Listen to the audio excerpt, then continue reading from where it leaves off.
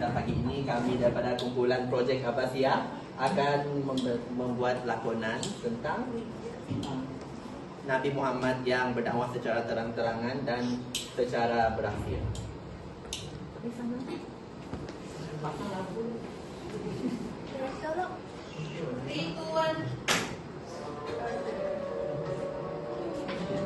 Bahagian 1.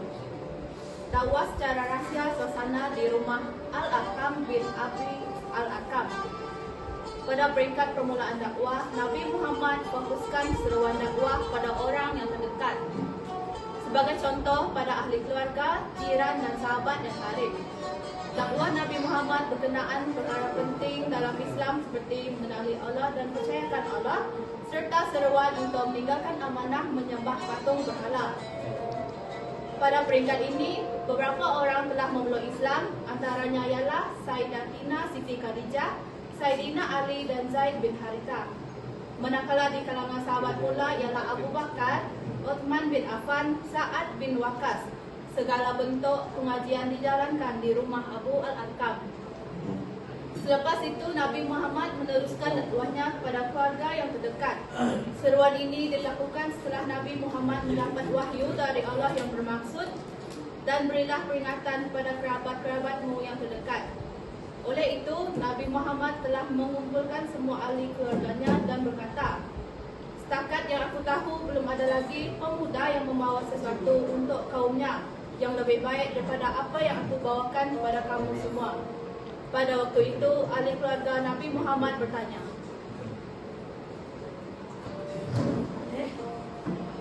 "Apa yang kau bawakan kepada kami, wahai Muhammad?" Lalu Nabi Muhammad bersabda, "Aku bawakan untuk kamu segala kebaikan dunia dan akhirat."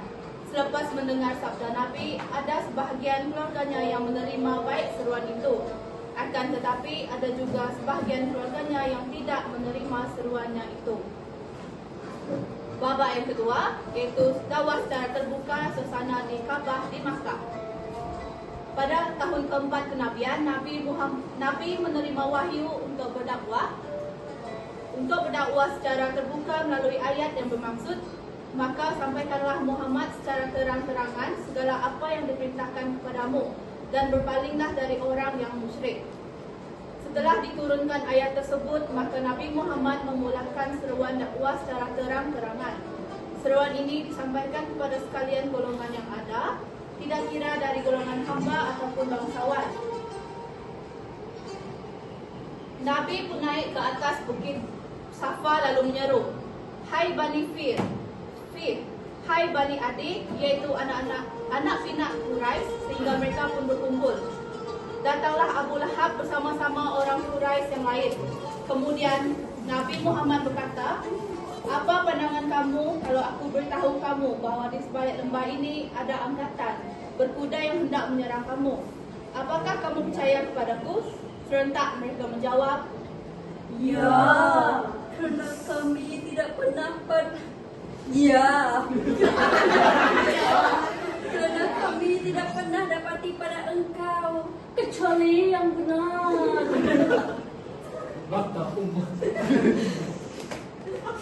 Nabi Muhammad berkata, "Hai semua orang Quraisy, selamatkanlah dirimu dari api neraka. Hai sekalian Bani Ka'ab, selamatkanlah dirimu dari api neraka.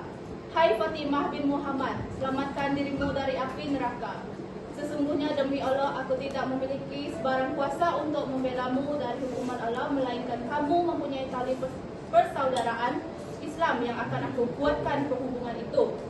Pada waktu itu, Abu Lahab pun berkata, "Cis, celaka kau Muhammad, sebab ini sahaja engkau panggil kami untuk berkumpul di sini.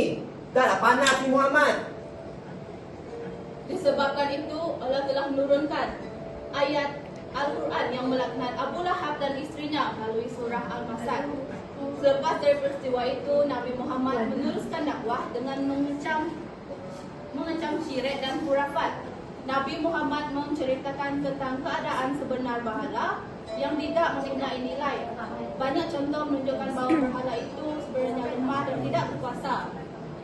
Dengan contoh jelas, Nabi Muhammad menerangkan bahawa sesiapa yang menyembah berhala dan menganggapnya sebagai perantara dengan Allah adalah dalam kesesatan.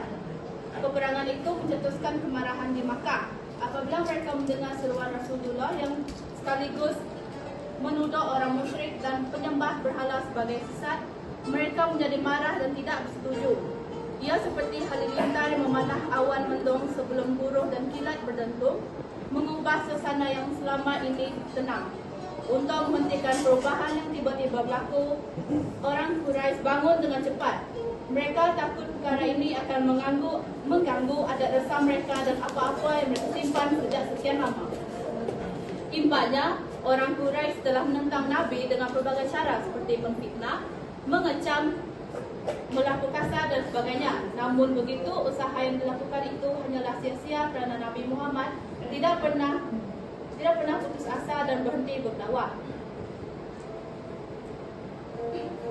Akhir sekali, kesabaran dan kebijaksanaan Nabi Muhammad dalam berkomunikasi semasa berdakwah. Dari ini kita dapat belajar strategi dakwah beliau untuk mengembangkan pemahaman dan cinta terhadap Islam. Semoga kita dapat mengambil iktibar daripada perjuangan Nabi Muhammad dalam menyebarkan dakwah Islam. Sekian itu saja. Sekian, Terima kasih. terima kasih.